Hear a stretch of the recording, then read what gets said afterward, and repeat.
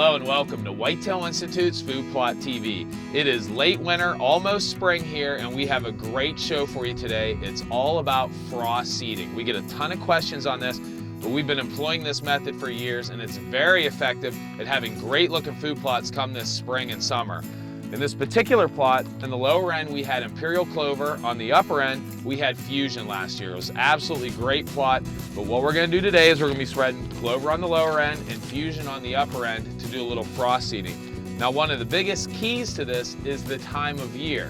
And like I said, I think the last day of winter here going into spring, but more importantly, we're getting some warm days and then it's freezing again at night. So we're getting that thaw, freeze, and that's exactly what you want. So we're gonna spread some seed and give you some more information on being successful at frost seeding.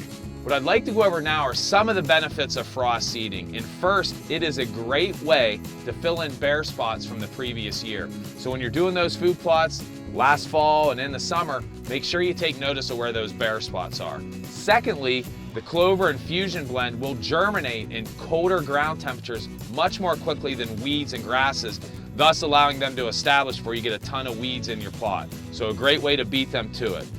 Third, it is very inexpensive. All you need as far as equipment is a shoulder spreader. You don't need this or anything else. You need a shoulder spreader. That's all the equipment you're gonna need.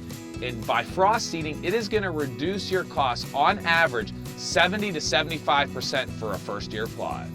What I'd like to talk to you about next is what is an appropriate seed to frost seed with. And we always recommend that you only use hard seed. You don't wanna use things like ryegrass or anything like that, a soft seed, because this time of year it tends to get in the soil, it gets wet, and it will rot. What we like to recommend from Whitetail Institute are our blends like imperial clover and fusion. They're both hard-coated as well as already inoculated, so they are ready to go right out of the bag. The next question we receive a lot is, how do I frost seed? So let me begin first with, and we talked a little bit about this earlier, is equipment. The nice thing is you're only gonna need a shoulder spreader, which is really nice compared to the other time of year when you need discs, tractor, four-wheelers, whatever. All you're gonna need is that shoulder spreader. Walk the clock clockwise, then diagonally. If you know where there are thinner spots from the previous year, then put a heavier amount of seed on those spots. A great idea that we tell people to do is, you don't want to do it in the middle of the day when the ground's really wet and there's a lot of mud. Try and do it when it's cooler in the morning or the evening so the plot is a little bit more firm when you're walking around. Now, a lot of people ask, how much seed do I need to spread? And the expert opinions differ. We generally say somewhere between 1/3 and half the amount of seed recommended for a new planting. Others use an even higher seeding rate than recommended for new planting, as much as double, because there are so many variables you cannot control.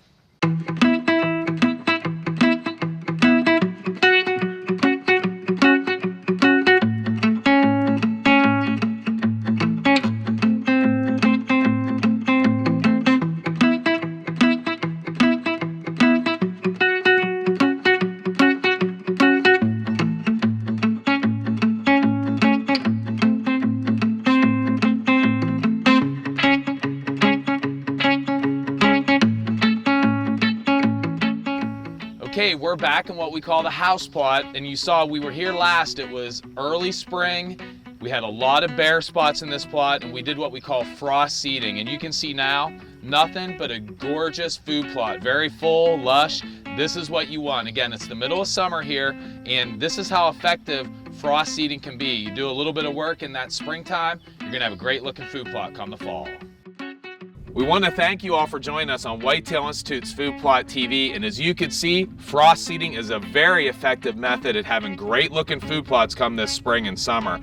We also want to say we do this to all of our perennial plots. You got to see the house plot, but here's some photos from some other food plots that we did the exact same method of frost seeding and had great looking food plots in the spring and summer. We want to tell everybody, if you have any questions about our products or want more information, you can visit our website at whitetailinstitute.com or call the toll-free number to talk to one of our professional consultants. And we want to thank you all for joining us on Whitetail Institute's Food Plot TV.